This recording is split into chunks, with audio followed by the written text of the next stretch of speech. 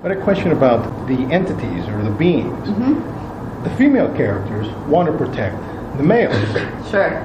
The entities seem male. Yes, they do, don't they?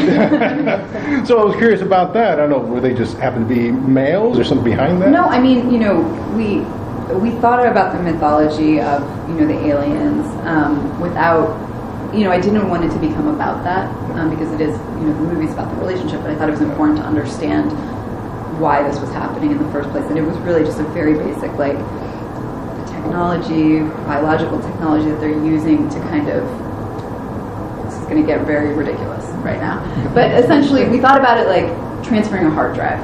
So you use a wire to get A to B, right? And so the idea was that these aliens have this biological component that they can use the reproductive organs of human females, and then can start moving the pieces over into their hive consciousness. So that was the idea.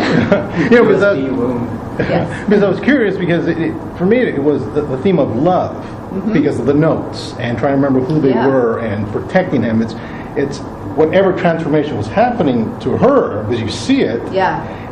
It's still that bit of human, of love. Completely. That's actually really good that you brought that up, because I think that's the thing that Rose and I talked about, is that the last thing to exist, still her, is that love for Paul. And so while all of these other kind of physical things and, again, the memories and the understanding of the world drop away, that emotion is still there, that human emotion. So when she's in that high consciousness, but that piece is still there. But she's still watching the video. Exactly. And even when she takes that step at the end with the lake and him, it's motivated by love and wanting to save him. She just doesn't remember simple things like, you can't breathe underwater. Exactly.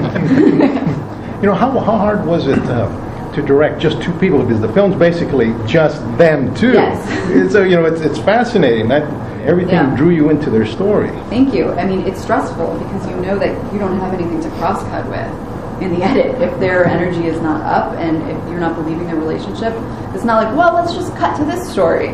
Like, you're going to be kind of backed in a corner. And so, again, luckily, Harry and Rose's devotion to the project and the characters was just so high that I think it worked in the end, but there was a lot of stress involved. Thank you, everyone. Thank you, guys.